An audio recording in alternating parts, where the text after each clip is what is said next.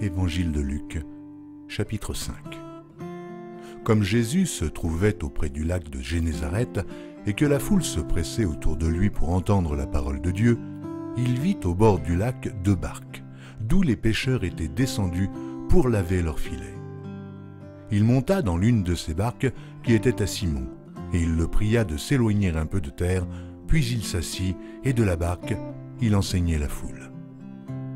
Lorsqu'il eut cessé de parler, il dit à Simon, « Avance en pleine eau, et jetez vos filets pour pêcher. » Simon lui répondit, « Maître, nous avons travaillé toute la nuit, sans rien prendre, mais, sur ta parole, je jetterai le filet. » L'ayant jeté, ils prirent une grande quantité de poissons, et leurs filets se rompaient.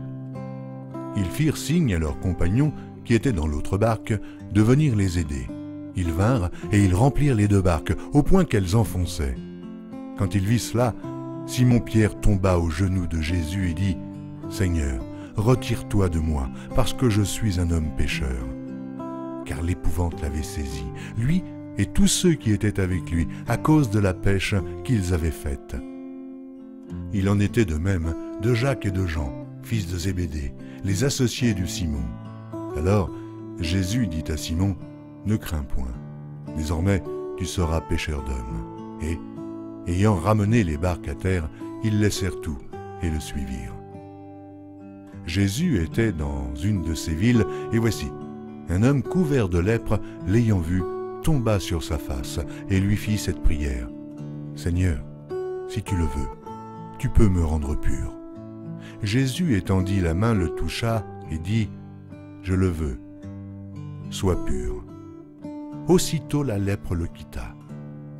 Puis il leur ordonna de n'en parler à personne. Mais, dit-il, va te montrer au sacrificateur et offre pour ta purification ce que Moïse a prescrit afin que cela leur serve de témoignage. Sa renommée se répandait de plus en plus et les gens venaient en foule pour l'entendre et pour être guéris de leur maladie. Et lui, il se retirait dans les déserts et priait. Un jour, Jésus, enseigné des pharisiens et des docteurs de la loi, était là assis, venu de tous les villages de la Galilée, de la Judée et de Jérusalem. Et la puissance du Seigneur se manifestait par des guérisons.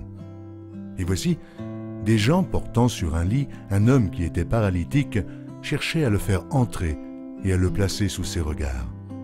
Mais comme ils ne savaient par où l'introduire à cause de la foule, ils montèrent sur le toit et ils le descendirent par une ouverture, avec son lit, au milieu de l'assemblée devant Jésus. Voyant leur foi, Jésus dit, « Homme, tes péchés te sont pardonnés. » Les scribes et les pharisiens se mirent à raisonner et à dire, « Qui est celui-ci qui profère des blasphèmes? Qui peut pardonner les péchés si ce n'est Dieu seul ?» Jésus, connaissant leurs pensées, prit la parole et leur dit, « Quelles pensées avez-vous dans vos cœurs? Lequel est le plus aisé de dire « Tes péchés te sont pardonnés » ou de dire « Lève-toi et marche » ? Or, afin que vous sachiez que le Fils de l'homme a sur la terre le pouvoir de pardonner les péchés, je te l'ordonne, dit-il au paralytique. Lève-toi, prends ton lit et va dans ta maison. Et à l'instant, il se leva en leur présence, prit le lit sur lequel il était couché et s'en alla dans sa maison, glorifiant Dieu. Tous étaient dans l'étonnement et glorifiaient Dieu. Remplis de crainte, ils disaient « Nous avons vu aujourd'hui des choses étranges. » Après cela, Jésus sortit, et il vit un publicain nommé Lévi, assis au lieu des péages, et lui dit « Suis-moi. » Et, laissant tout, il se leva et le suivit. Lévi lui donna un grand festin dans sa maison, et beaucoup de publicains et d'autres personnes étaient à table avec eux. Les pharisiens et les scribes murmurèrent et dirent à ses disciples « Pourquoi mangez-vous et buvez-vous avec les publicains et les gens de mauvaise vie ?» Jésus, prenant la parole, leur dit « Ce ne sont pas ceux qui se portent bien qui ont besoin de médecins, mais les malades. Je ne suis pas venu appeler à la repentance des justes, mais des pécheurs. » Ils lui dirent « Les disciples de Jean, comme ceux des pharisiens, jeûnent fréquemment et font des prières, tandis que les tiens mangent et boivent. » Il leur répondit « Pouvez-vous faire jeûner les amis de l'époux pendant que l'époux est avec eux?